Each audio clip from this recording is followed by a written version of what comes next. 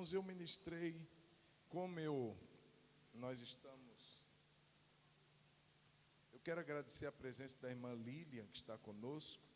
Deus abençoe, viu, irmã Lília? Um prazer recebê-la em nome de Jesus. É Lília? Leila, obrigado. Por isso que ela não percebeu. Irmã Leila, Deus abençoe, irmã, um prazer recebê-la. É tia do Hugo, é um prazer muito grande tê-la aqui nessa noite. Há mais alguém conosco nos visitando? Não? Então vamos aplaudir a vida da irmã Leila, que está conosco. Deus abençoe a senhora, em nome de Jesus. Abra sua Bíblia, por favor, na carta de Paulo aos Efésios. Nós estamos nesse propósito de ler a carta aos Efésios. Cada dia dessa campanha, nós vamos estar falando, num tempo breve, no nosso tempo aqui que vamos dedicar para isso, nós vamos estar falando de algumas preciosidades que essa carta nos traz.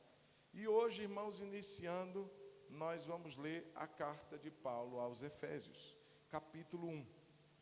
Ministrei hoje pela manhã e eu quero trazer essa mesma palavra aos irmãos hoje à noite. Efésios 1. Só que eu vou ler a partir do verso 3. Não vou ler o capítulo todo, isso é para você quando estiver na sua casa. Então você lê o capítulo inteiro. Mas do 3 até o 14 nós vamos estar lendo agora. Carta de Paulo aos Efésios, capítulo 1, o verso 3 até o verso 14. A palavra diz assim: Bendito Deus e Pai de nosso Senhor Jesus Cristo, que nos tem abençoado com toda sorte de bênção espiritual nas regiões celestiais em Cristo, assim como nos escolheu nele antes da fundação do mundo, para sermos santos e irrepreensíveis perante ele. E em amor nos predestinou para ele, para a adoção de filhos, por meio de Jesus Cristo, segundo o beneplácito da sua vontade, para louvor da glória de sua graça, que ele nos concedeu gratuitamente no amado, no qual temos a redenção pelo seu sangue, a remissão dos pecados, segundo a riqueza da sua graça, que Deus derramou abundantemente sobre nós, em toda sabedoria e prudência, desvendando-nos o mistério da sua vontade, segundo o seu beneplácito, que propusera em Cristo, de fazer convergir nele, na dispensação da plenitude dos tempos, todas as coisas, tanto as do céu como as da terra. Nele digo, deixa eu trocar aqui, não está saindo lá não? Então tá bom, vamos lá então. Verso 8, que Deus derramou abundantemente sobre nós, em toda sabedoria e prudência, desvendando-nos o mistério da sua vontade, segundo o seu beneplácito que propusera em Cristo, de fazer convergir nele, na dispensação da plenitude dos tempos, todas as coisas, tanto as do céu como as da terra. Nele, digo, no qual fomos também feitos herança, predestinados segundo o propósito daquele que faz todas as coisas conforme o conselho da sua vontade, a fim de sermos para louvor da sua glória, nós, os que de antemão esperamos em Cristo, em quem também vós, depois que ouviste a palavra da verdade, o evangelho da vossa salvação, tendo nele também crido, fostes selados com o Santo Espírito da promessa, o qual é o penhor da herança, até ao resgate da sua propriedade, em louvor da sua glória. Amém? Vamos orar? Nossa oração, irmãos, ela vai ser um pouco parecida com a mesma oração que Paulo faz pelos Efésios. Se você olhar aí no verso de número 18, veja comigo: iluminados os olhos do vosso coração, para saberdes qual é a esperança do seu chamamento, qual a riqueza da glória da sua herança nos santos. Veja, tem coisas que a gente só enxerga com os olhos do coração. Os olhos naturais são limitados. Nós vamos até certo ponto, mas os olhos do coração nos permitem entender verdades que estão reservadas para nós. Então eu queria que você orasse assim: Deus, abre os olhos do meu coração nessa noite. Deus, fala comigo nessa noite. Deus, me mostra a tua vontade através da tua palavra. Senhor, em nome de Jesus, essa é a oração da tua igreja. Abre-nos os olhos espirituais, abre-nos os olhos do coração, dá-nos a percepção que a inteligência humana não pode nos proporcionar, mas que sim, a iluminação do teu Espírito, essa pode nos dar. Então nessa noite, Senhor, queremos te ouvir, nessa noite queremos entender a tua vontade, o teu propósito para as nossas vidas. Senhor, fala conosco, é o que nós te pedimos, dando ao Senhor glória, honra e a liberdade ao teu Espírito para falar. Em nome de Jesus nós oramos e te agradecemos. Amém, amém, amém, irmãos. Glória a Deus. Eu quero falar, irmãos, sobre o plano eterno de Deus. A capacidade de planejar, irmãos, que nós temos, foi o Senhor quem deu. Quando nós chegamos ao início de um ano, quando nós entendemos que um ciclo da nossa vida se fechou e outro está iniciando, e nós começamos a planejar uma mudança de emprego, uma realização de um curso, nós estamos fazendo planos. E essa capacidade, quem nos deu foi Deus. Porque, irmãos, nosso Deus é alguém que planeja e executa de uma forma sábia, de uma forma prudente. Eu estava conversando hoje com o irmão e eu dizia para ele: olha como Deus é. A gente faz planos, mas a gente vai executando à medida que a gente tem condições. Então eu estou planejando uma reforma na minha casa. Então eu vou primeiro juntar dinheiro para que isso aconteça. Geralmente a gente funciona assim. Então a gente diz assim: primeiro vou reformar a sala, depois vou reformar o quarto, depois a gente vai traçando o objetivo, porque o dinheiro às vezes não permite a gente fazer tudo. Agora, observe Deus. Irmãos, Deus não tem falta de nada. Todo o poder pertence a Ele, sim ou não? Irmãos, quando Ele vai criar o mundo, Ele cria em 6 dias. Ele poderia ter feito tudo em um, porque recurso, poder, Ele sempre teve. Mas Ele faz algo no primeiro dia e espera. No segundo dia, Ele faz algo mais e espera. No terceiro dia, Ele faz... Por que isso? Se Ele poderia ter feito tudo no estalar de dedos, tudo de uma forma rápida. Eu creio que, apesar de qualquer outra ideia que a gente possa ter, a maior seria, ao meu ver, para nos ensinar que nós precisamos ser pessoas que planejam, pessoas que traçam metas, pessoas que fazem as coisas de uma forma prudente, pensada, recebendo a direção de Deus. Então Deus é um Deus que planeja e é um Deus que executa. E nesse texto, irmãos, nós vemos algo sobre um plano lindo e maravilhoso de Deus sobre nós, a igreja dele. Um plano que nasceu na eternidade. O texto começa mostrando, irmãos, no verso 4, que Deus começou algo antes da fundação do mundo. O verso 4 diz exatamente isso. Assim como nos escolheu. Veja que Deus te escolheu. A Bíblia diz que Ele o fez antes da fundação do mundo. Se o mundo não existia, o que dirá você? Irmãos, veja bem, nada, irmãos, que nós fizemos foi o que fez Deus. nos escolher. Não foi por mérito, não foi porque a gente disse assim, eu tenho que ser alguém que vai conquistar a atenção, a admiração de Deus. Não, irmão. Antes da fundação do mundo, não foi porque nós mostramos um desempenho espetacular, porque Deus olhou para nós e viu assim uma coisinha fofinha, linda. Não, não foi nada disso. Foi porque Ele decidiu nos amar.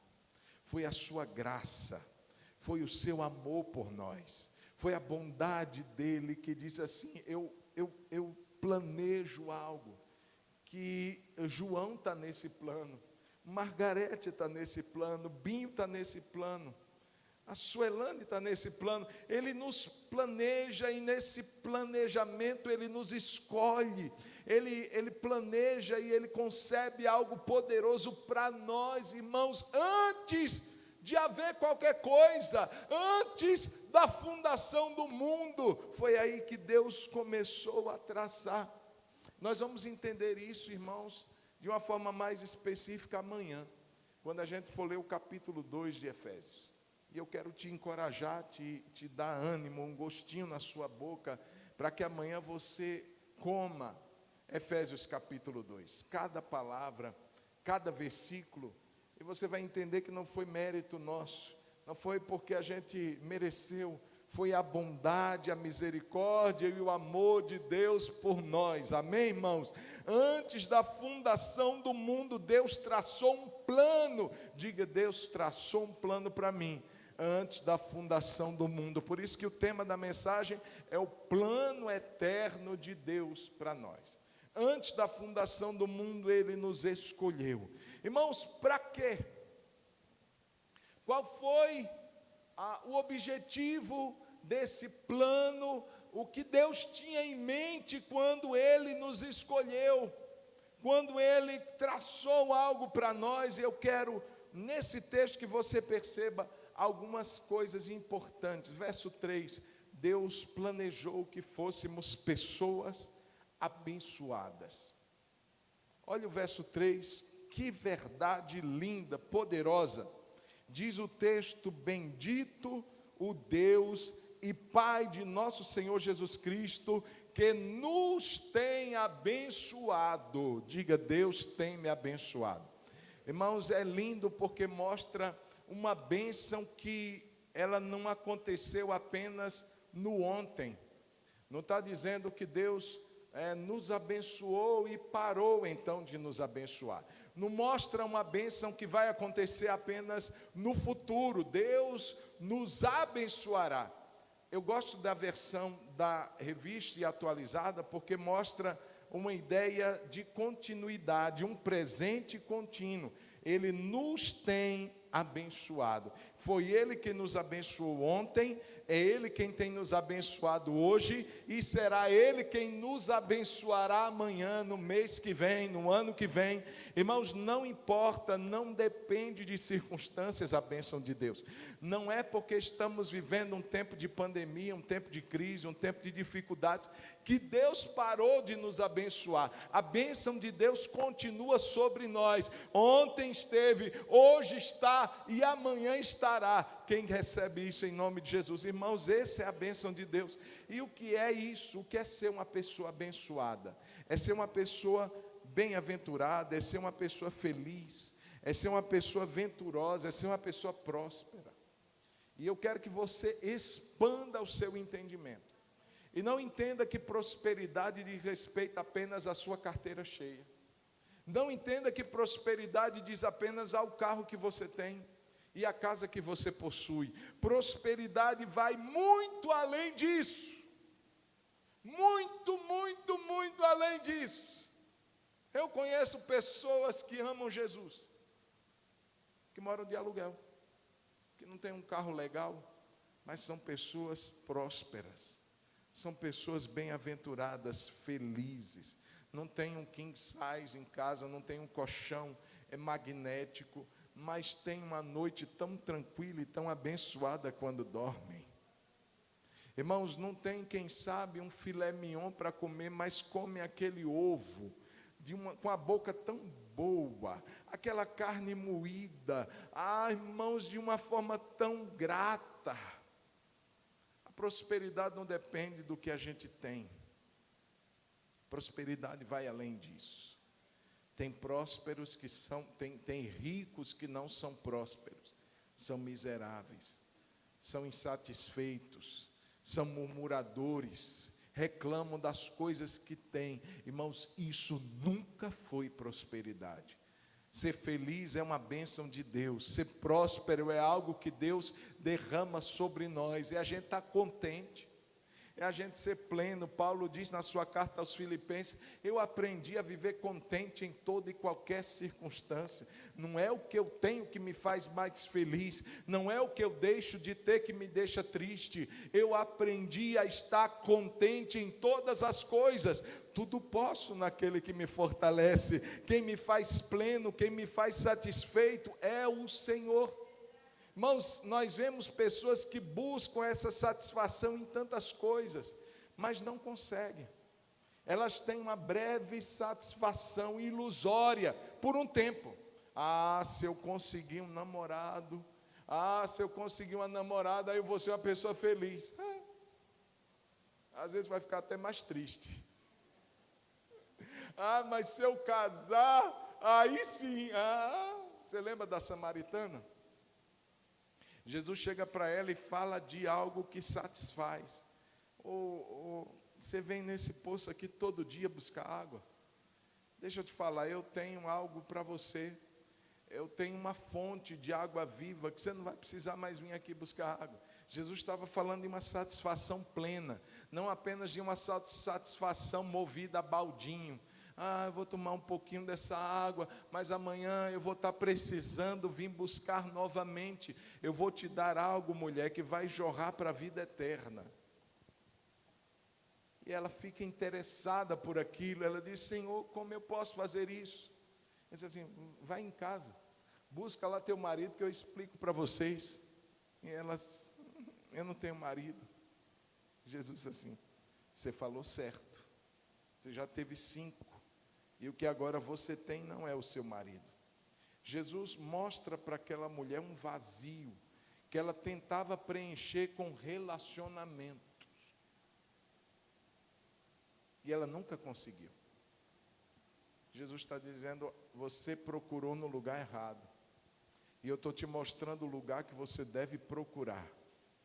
Aquele que crê em mim, do seu interior fluirão rios de águas vivas.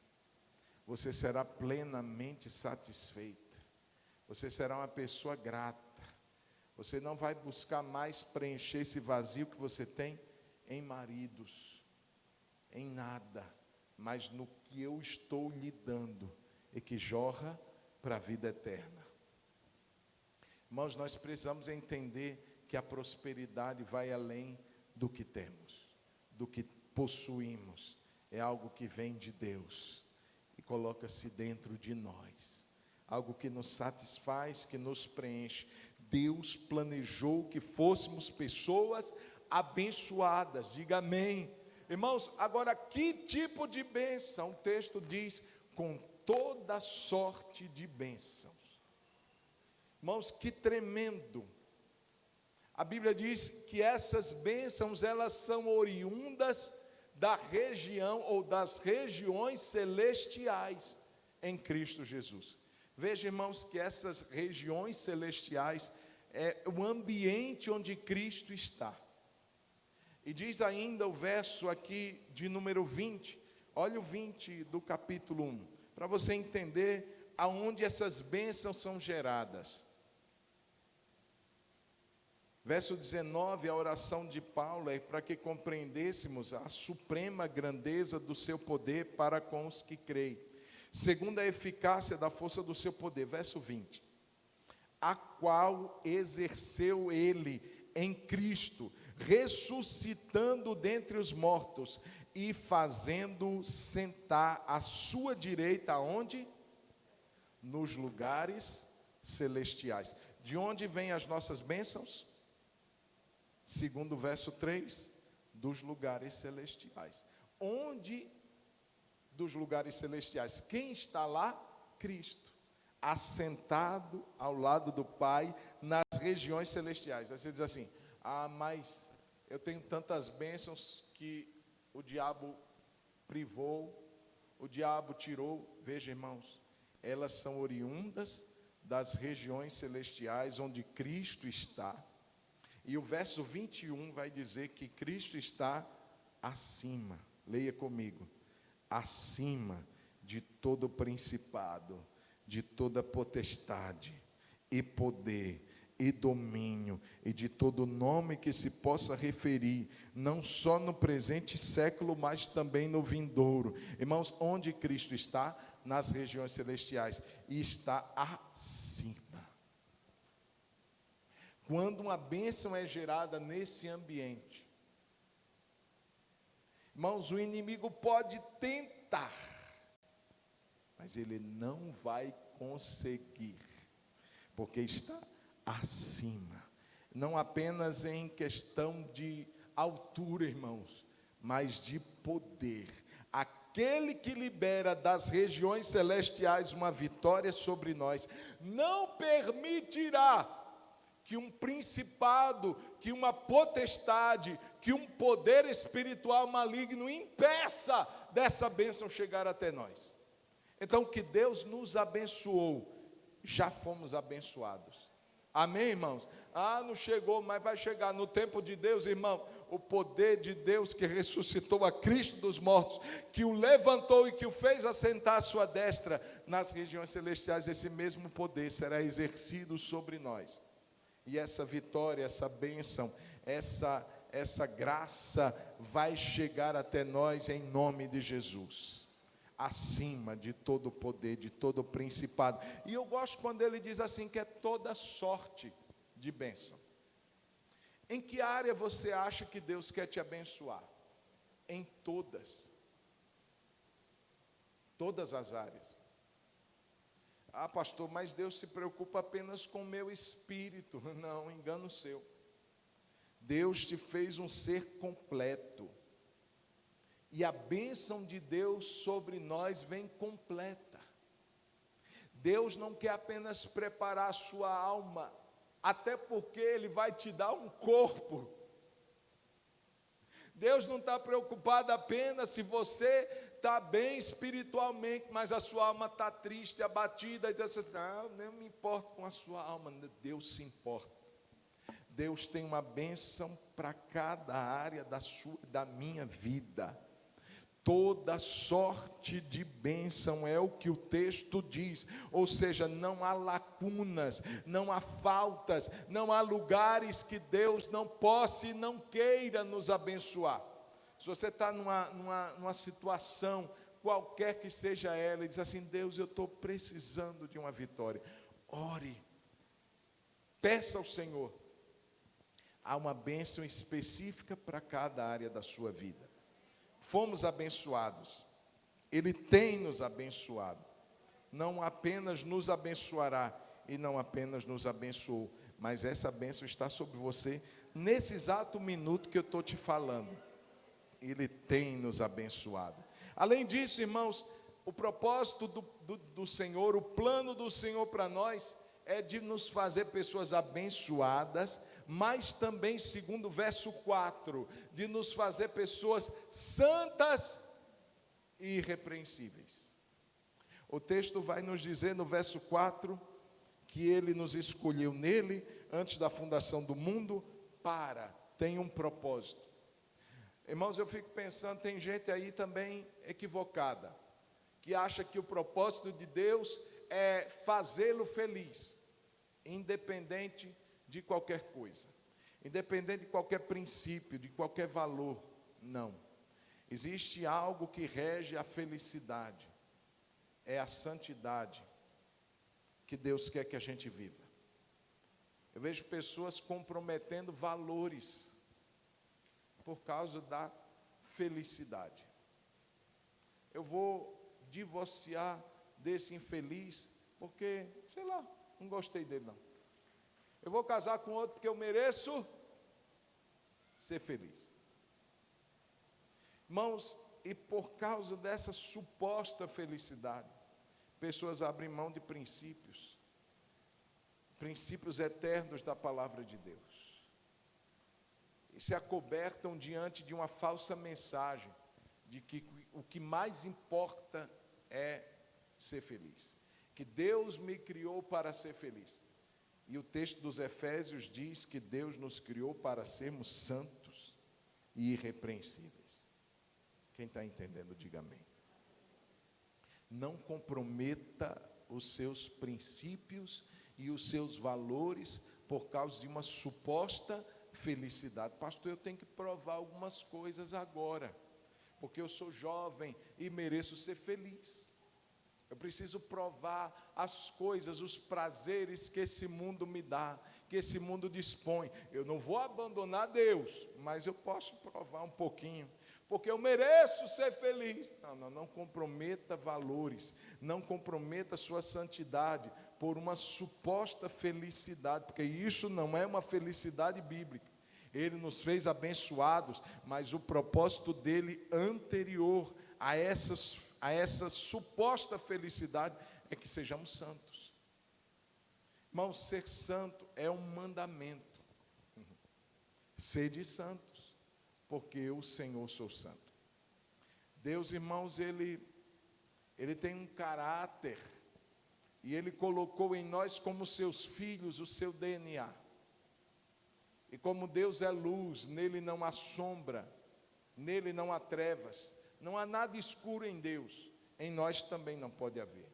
Não podemos, irmãos, ser pessoas que andam com uma vida duvidosa, com uma vida com áreas que merecem ser repreendidas. Devemos buscar em Deus uma vida santa, uma vida ilibada para a glória do nome do Senhor. Não para que tenhamos um nome, a minha reputação. Tem gente que zela só pela reputação e não zela pelo caráter. Tem diferença? Tem. A pessoa pode ser um mau caráter, mas que está zelando pela reputação. É o nome dele. Então, o meu nome eu não vou jogar na lama. O que eu faço escondido. O que eu faço para ninguém ver. Porque se alguém ver, o meu nome vai para a lama. Então, enquanto eu conseguir sustentar essa vida falsa, eu estou zelando pela minha reputação, mas não está zelando pelo caráter.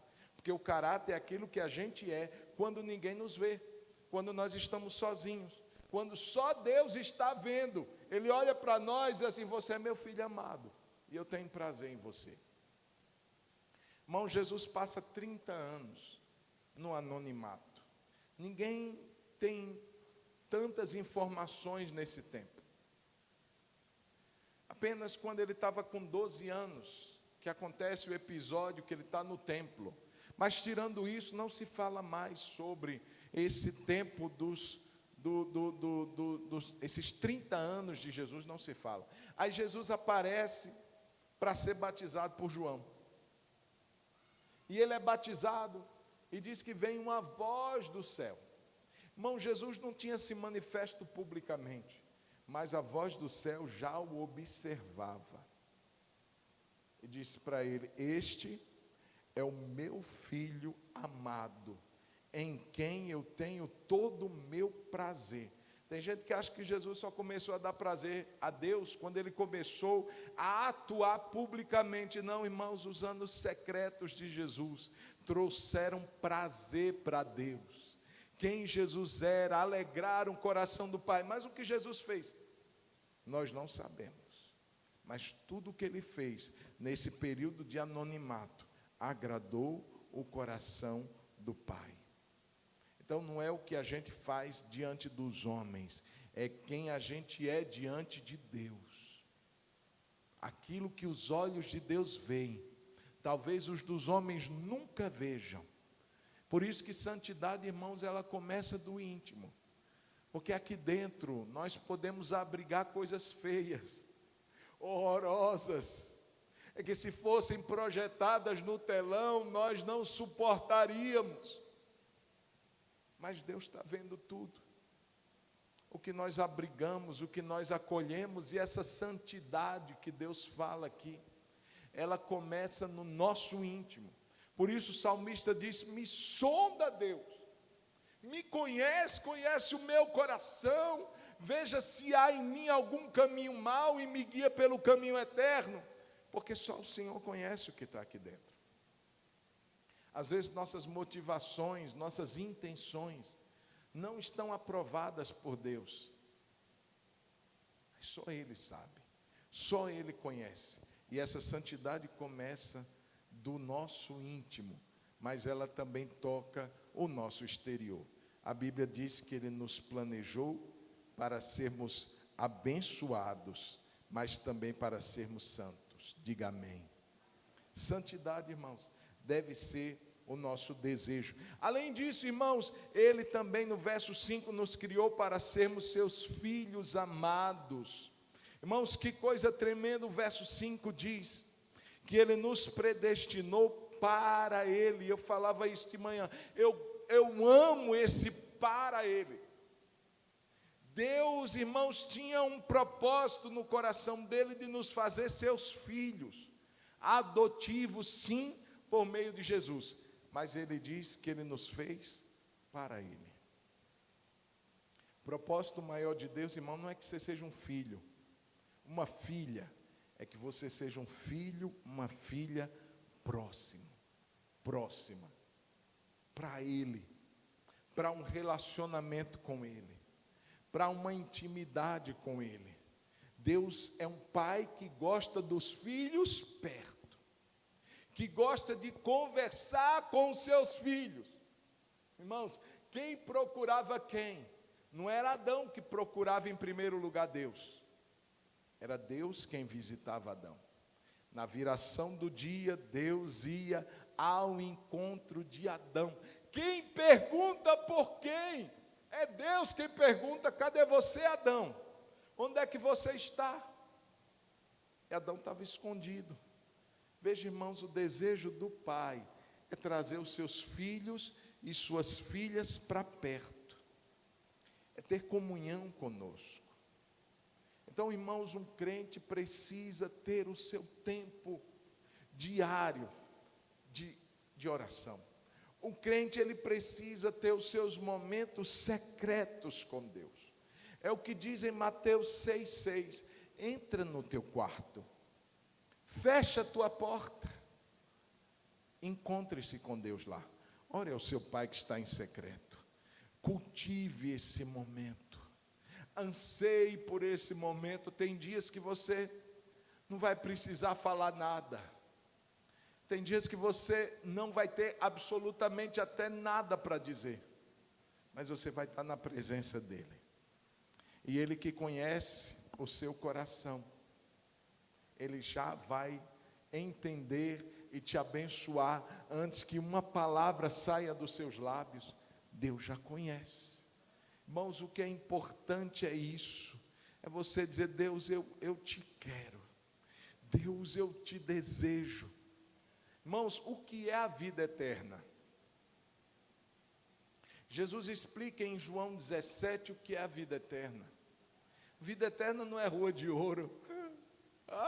Quando eu chegar lá, eu vou andar nas ruas de ouro, no mar, eu vou ver o mar de cristal, eu vou comer da árvore. Irmãos, isso é parte, isso são detalhes.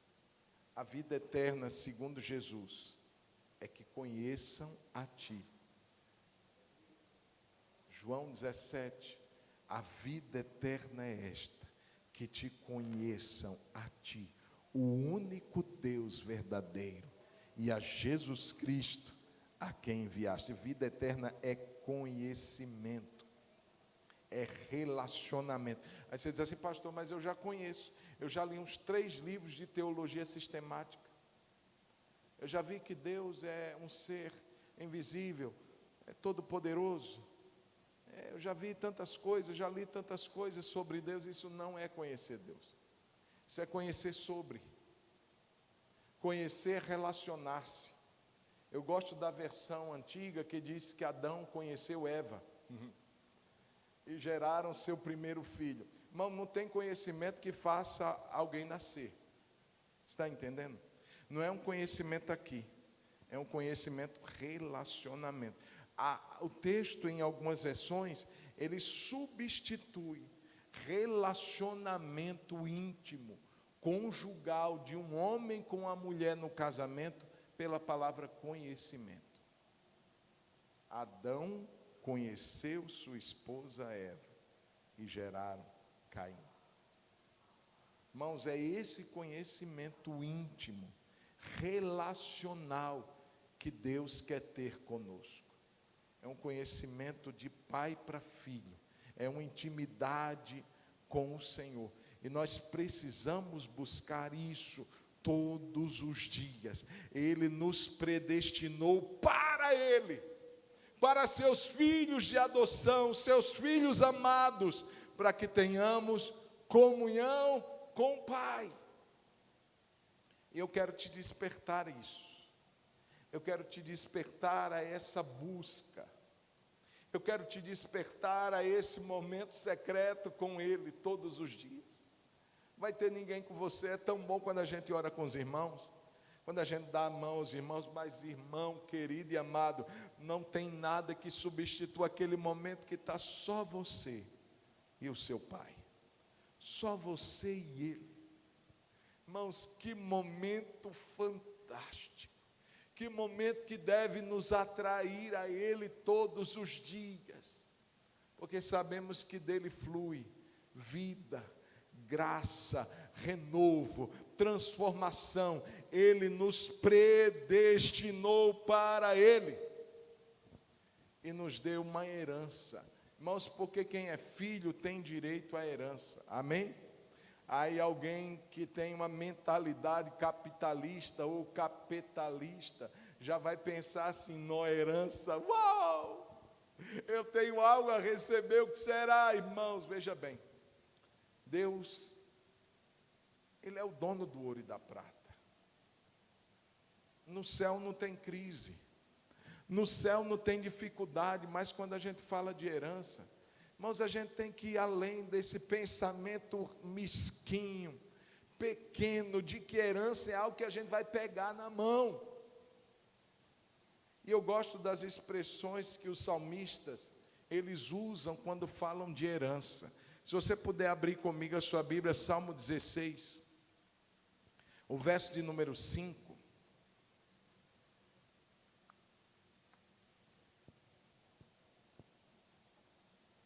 Olha o entendimento, quando o salmista fala sobre herança, ele diz, Salmo 16, 5, leia aqui comigo, o Senhor é a porção da minha herança e o meu cálice, tu és o arrimo da minha sorte. O que é que ele coloca como herança, irmãos? É o Senhor. O Senhor é a porção da minha herança. O bem mais precioso que eu posso ter é o Senhor. Algo que a ferrugem não vai corroer, algo que o ladrão não vai roubar, é Deus na minha vida. Ele é a minha herança, Ele é a minha porção. Quando eu olho ao meu redor, não há nada que tenha mais valor para mim do que Deus. Ele é a minha herança. Salmo 119, o verso 57. A Bíblia King James, ela vai falar exatamente herança. Tu és a minha herança. A Ara vai dizer a minha porção. A porção fala de herança. Dá para colocar aí, Jaque? O Senhor é a minha porção. Eu disse que guardaria as suas palavras. Porção, irmãos, é a herança esperada. O Senhor é a nossa herança. Diz assim, pastor, irmão, não tem nada que nós possamos querer ou desejar que seja maior do que o Senhor. Ele é a nossa herança. Irmãos, veja só, eu falei que isso faz parte do plano de Deus. Na eternidade passada, antes da fundação do mundo, Deus planejou isso para nós. Mas não existe planejamento sem execução. Você planeja uma coisa e cruza os braços, aqui não vai acontecer não. Pastor, eu vou comprar um tênis, eu vou comprar um carro. Você tem que trabalhar, juntar, planejar para que isso aconteça. Deus planeja, quem executa? Jesus. Irmãos, o capítulo 1 de Efésios é lindo porque a gente vê uma sincronia da Trindade. O Pai planeja e o Filho diz assim: pode deixar que eu executo. Como é que os meus filhos serão abençoados? Como é que eles serão santos e irrepreensíveis? Como é que eles serão pessoas que vão ter intimidade com o Pai? Como? Não tem uma outra maneira a não ser pelo sacrifício de Jesus. E a partir do verso 6, o texto vai dizer: para louvor da sua glória, para louvor da sua graça, que Ele nos concedeu gratuitamente no amado, no qual temos a redenção pelo seu sangue, a remissão dos pecados, segundo a riqueza da sua graça, que Deus derramou abundantemente sobre nós, em toda sabedoria e prudência, e desvendando-nos o mistério da sua vontade, segundo o seu beneplácito, que propusera em Cristo. Então, irmãos, o texto vai mostrar que para tudo isso acontecer, um preço foi pago. Quando a gente fala de redenção, a gente fala de resgate. Quando você vê aí pessoas que dizem assim: foi sequestrada fulana de tal, e os sequestradores pediram um resgate, pediram um preço pela vida daquela pessoa, a gente fala de redenção. Então Jesus, irmãos, Ele veio para pagar esse preço, essa dívida que nós tínhamos com o Pai, impagável, mas Jesus veio para quitar essa dívida. Como, irmãos? Ouro e prata não resolveriam, mas o precioso sangue de Jesus. O apóstolo Pedro vai dizer isso: não com prata e ouro, que fomos resgatados da nossa vã maneira de viver, mas pelo precioso sangue de Jesus. Irmãos, um sangue precisou ser derramado, um sacrifício vicário de morte precisou ser feito, a substituição precisou ser realizada. Aquele lugar de morte era meu, era seu. Jesus tomou aquele lugar, deu a sua vida, derramou o seu sangue, e aquele sangue foi a quitação da nossa dívida. Irmãos, a partir daí, aquilo que Deus planeja pode ser de fato realizado. Porque antes nós estávamos incompatíveis com essas bênçãos. Sem Cristo não poderíamos ser abençoados. Sem Cristo não poderíamos ser filhos. Sem Cristo não poderíamos ter intimidade, muito menos ser santos. Nunca. Mas Ele deu a sua vida por nós. Amém, irmãos? Ele deu-se a si mesmo. O seu sangue nos comprou. Eu sei, irmãos, que a dívida é com Deus. Mas veja bem, quem nos mantinha prisioneiros era o diabo. O diabo nos mantinha cativos. A Bíblia diz que ele nos tirou, nos arrancou do império das trevas e nos transportou para o reino do seu Filho. Irmãos, eu vi uma vez, eu contei pela manhã, a história de um pregador, Jorge Thomas. Diz que ele chega no domingo pela manhã com uma gaiola e coloca aquela gaiola em cima do púlpito, gaiola vazia, e ele conta a história daquela gaiola. Ele diz que no sábado, no dia anterior, ele viu uma criança passando com uma gaiola, aquela gaiola cheia de pássaros, e ele para aquela criança e diz assim: ô menino, o que é que você vai fazer com esses pássaros? Aí aquela criança responde para ele: eu vou me divertir. Eu primeiro vou arrancar as penas deles. Eu vou vê-los sofrer. Depois eu vou fazendo algumas vou arrancando as suas patas, depois eu vou queimá-los. E o pregador ficou espantado com aquela crueldade. Disse assim: menino, eu quero esses pássaros, eu quero comprar esses pássaros. Aí disse: não, o senhor não vai querer não, esses pássaros aqui não valem nada. Não, mas eu quero comprar. E aquela criança dizendo: não, mas quem vai dar algo por eles? Eles estão sujos, eles não valem nada. E o pregador disse: mas eu quero comprar.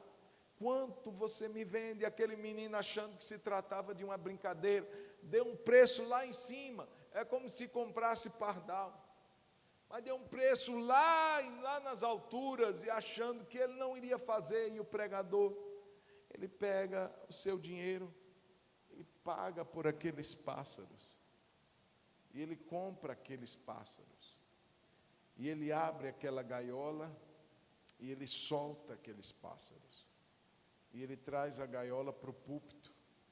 Ele disse: assim éramos nós éramos aqueles pássaros cativos por Satanás.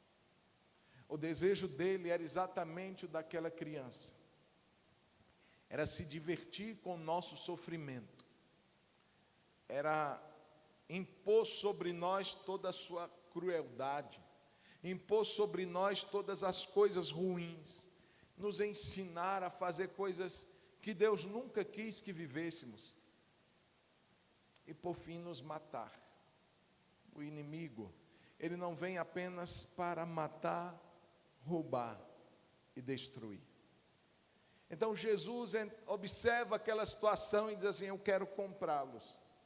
Satanás diz assim: nada, quer nada, eles não valem nada, eles não te amam, eles não estão nem aí para você, eles dão as costas para o Senhor não vai querer comprá-los? Jesus disse assim: vou. Qual é o preço? E diz a história do pregador que Satanás dizia: eu quero até a última gota do seu sangue. E Jesus disse assim: fechado, eu vou comprá-los. Jesus vai à cruz, irmãos, e Ele dá o seu sangue por você, dá o seu sangue por nós. O preço, a dívida impagável para com Deus foi paga. Jesus pega aquele cativeiro e Ele abre, Ele destrói, Ele desfaz aquele cativeiro, e Ele nos tira daquela prisão, do reino das trevas, e nos faz pessoas livres, nos faz pessoas libertas, para a glória do seu nome. Irmãos, que amor foi esse? É por isso que nós entendemos, irmãos, o amor de Deus por nós tem uma realidade palpável. Cristo morreu por nós, sendo nós ainda pecadores, nós não merecíamos, mas Ele nos amou. Louvado seja o nome do Senhor. Você pode levantar as suas mãos e agradecer a Jesus por esse amor tão grande, por essa dívida que você e eu nunca conseguiríamos pagar, mas Ele deu o seu sangue por nós, Ele nos comprou e Ele nos libertou. Aleluia! Nele temos a redenção pelo seu sangue. Ele nos libertou do cativeiro, Ele nos arrancou de lá. Irmãos, não há outra resposta que nós devemos dar para Ele, senão nossa gratidão, senão nossa entrega. Eu lembro da história dos irmãos conhecidos como irmãos moravianos. Diz que eles souberam de uma ilha que tinha muitos escravos naquela ilha. E esses escravos, mais de 2.000, nunca ouviriam falar de Jesus. Eram 2 irmãos de 20 anos. E eles disseram assim: nós vamos para aquela ilha falar de Jesus para aqueles escravos. Só que a ilha tinha um dono, que tinha comprado esses escravos todos, e eles não poderiam entrar como missionários. Então eles se ofereceram como escravos para aquele senhor da ilha. Nós queremos ir para aí, mas missionário a gente não aceita aqui. Não, então nós queremos ir como escravos. Nós vamos nos vender. E aquele senhor disse assim: vocês vão pagar a própria passagem, eu vou pagar por vocês, vocês se virem. E com o preço que aquele homem usou para comprá-los, eles pagaram a passagem. Entraram no navio, a igreja, os amigos, a família, irmão, chorava. 2 jovens, 20 anos, tantos sonhos, tantos planos, agora eram escravos, e iam morrer naquela ilha, por causa do Evangelho, para falar de Jesus, para aqueles homens, que eles nunca tinham visto, que eles nem sabiam se iriam receber ou não. E quando eles estão naquele navio, que aquele navio parte, a história diz que aqueles irmãos se abraçam, e eles dizem que o cordeiro que foi imolado receba a sua recompensa pelos seus sofrimentos. Irmãos, eles estavam se dando como recompensa pelos sofrimentos de Cristo.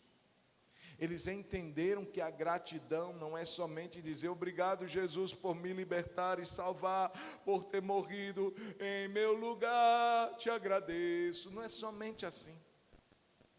Se só forem palavras, irmãos, isso não é gratidão. Aqueles irmãos entenderam que mais do que palavras, eles precisavam ser a recompensa palpável. A entrega deles, a consagração a Deus, a obra de Deus, era o sinal da gratidão que eles tinham. Às vezes, irmãos, nós temos uma vida tão distante de poder agradecer a Deus. O que Cristo fez por nós merece todo o nosso esforço.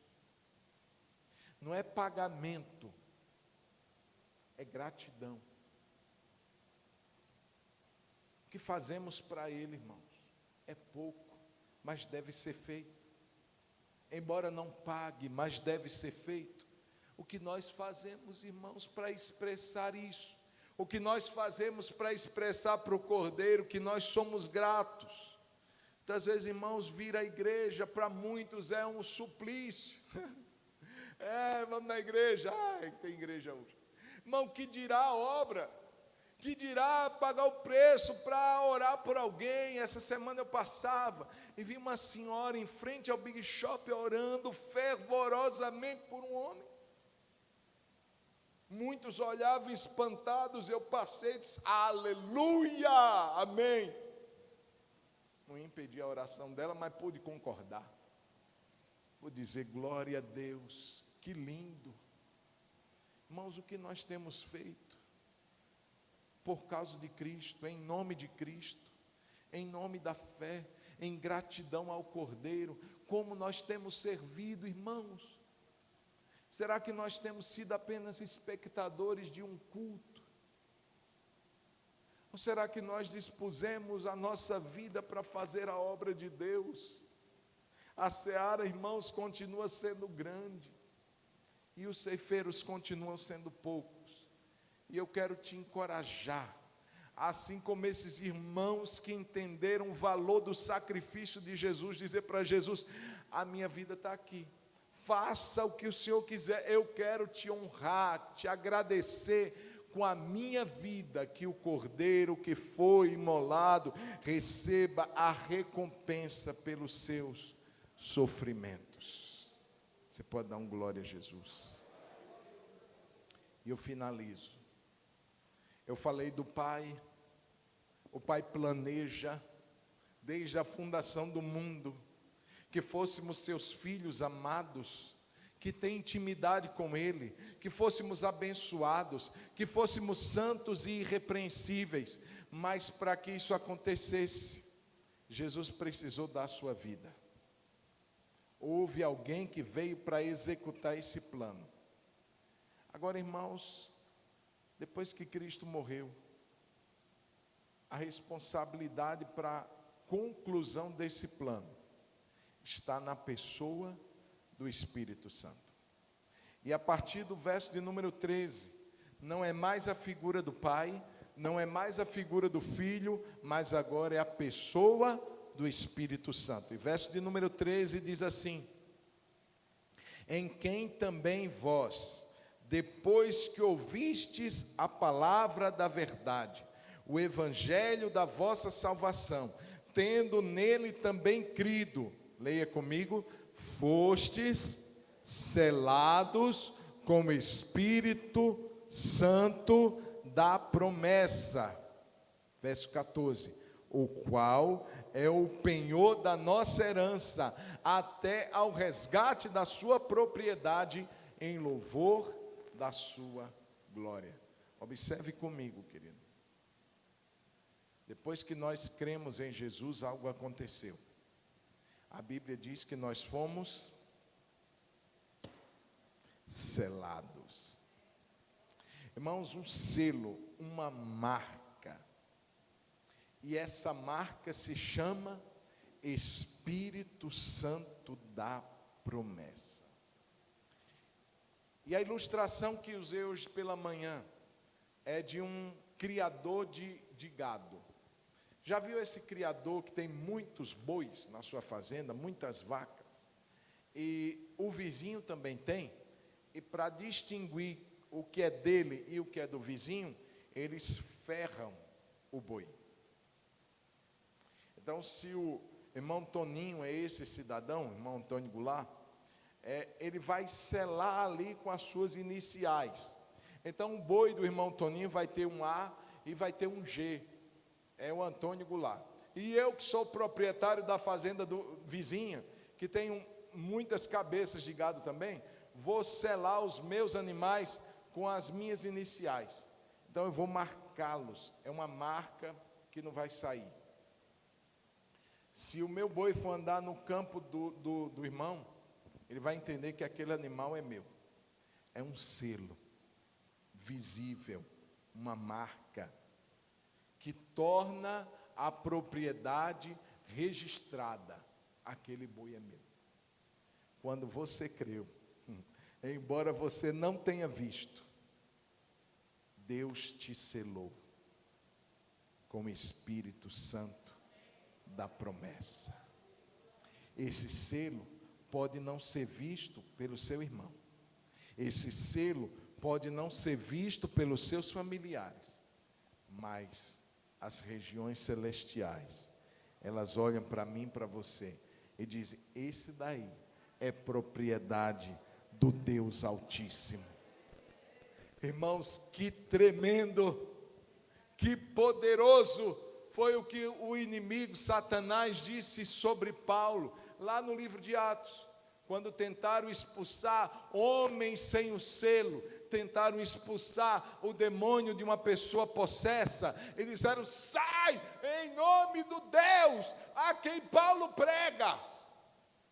O demônio olhou para ele: está falando comigo? Jesus eu conheço. Os demônios sabem quem é Jesus. Por várias vezes os homens não sabiam quem era Jesus, e os demônios diziam: eis o Filho do Deus vivo. O demônio disse para aqueles homens: eu conheço Jesus. Paulo, eu sei quem é. Mas vocês, quem são? E diz a Bíblia que eles escorraçam. Quem é repreendido são os homens. Os demônios dão uma sova, dão um couro. Irmão, tão poderoso que ele sai pelado, sem roupa, de lá. Olha a vergonha. Mas o que me chama a atenção é que os demônios disseram: eu sei quem é Paulo. Porque Paulo tinha um selo. Eu quero dizer que você que creu em Jesus, você pode não ser conhecido por ninguém dessa terra, mas nas regiões celestiais você é conhecido, conhecida como propriedade de Deus, porque tem um selo na sua vida e na minha vida. É o Espírito Santo da promessa. Mas tem mais um detalhe.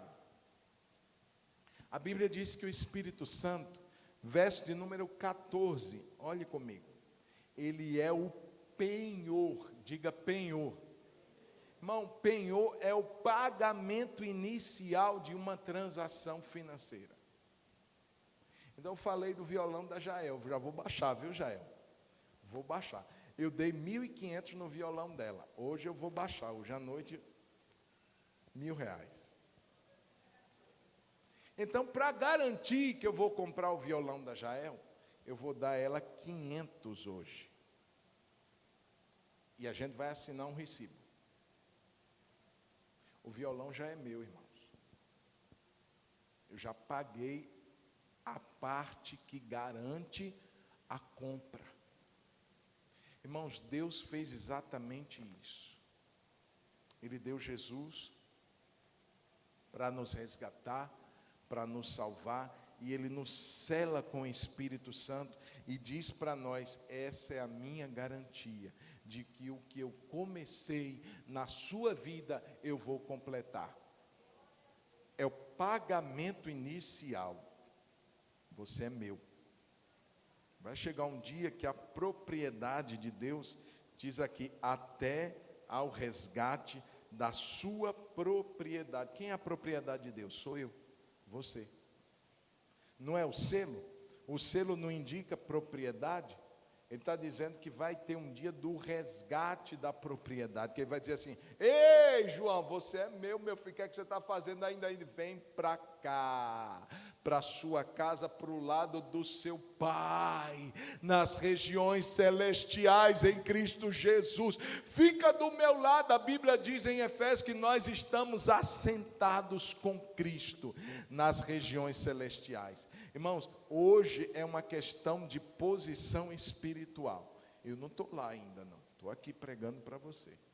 Mas vai chegar um dia que Ele vai resgatar a sua propriedade.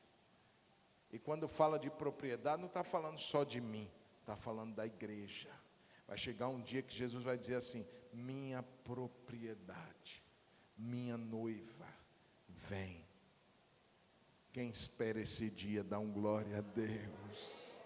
Ah, o toque da última trombeta, irmãos. A trombeta soará e os mortos em Cristo ressuscitarão em primeiro lugar, e nós depois, os que estivermos vivos, seremos transformados e iremos ao Senhor, ao seu encontro nos ares, e estaremos para sempre com o Senhor. Vai ser o resgate definitivo da sua propriedade. Você é propriedade de Jesus? Deixa eu te dizer uma coisa: Jesus não leva o que não é dele. Levar o que não lhe pertence é roubo. Se você não tem certeza de que você é dele, busque isso hoje, porque Jesus não vai buscar o que não é dele, vai levar o que lhe pertence, a sua propriedade. Você, Binho, é meu. Jesus olha: você, Mateus, é meu. Irmãos, e naquele dia Ele já deu o primeiro pagamento, é o Espírito Santo. Mas vai chegar aquele dia que diz assim: agora chegou o dia final, vem para mim. Esse é o momento mais esperado da igreja. Mas enquanto isso não acontece, o Espírito Santo que está em mim e você, ele está trabalhando. E eu quero finalizar dizendo apenas isso: dê liberdade ao Espírito Santo. Deixa o Espírito Santo trabalhar. Deixa o Espírito Santo arrancar e plantar. Deixa o Espírito Santo derrubar e reconstruir. Deixa o Espírito Santo tirar o que não agrada a Ele e colocar o que agrada. Irmãos, o processo agora é esse. O Espírito Santo está trabalhando em cada um de nós. Veja que o propósito de Deus é que sejamos santos e irrepreensíveis, e Ele está trabalhando. O selo já foi dado, você tem o Espírito Santo habitando em você. Você pode dizer aleluia por isso. Ele está trabalhando, então dê liberdade. Se ouvir a sua voz, não endureça o seu coração, dê liberdade, deixa o Espírito Santo trabalhar. Muitas vezes o Espírito Santo vai falar com você de uma maneira distinta, muitas vezes vai usar uma pessoa para falar, para puxar a minha orelha, para puxar a sua orelha, para nos colocar nos trilhos. Deixa o Espírito Santo trabalhar. E ele se empenha, irmãos, em que esse plano que começou lá antes da fundação do mundo, seja concluído naquele dia do resgate total da sua propriedade. Enquanto isso, deixe o Espírito Santo trabalhar. Amém? Você pode ficar de pé.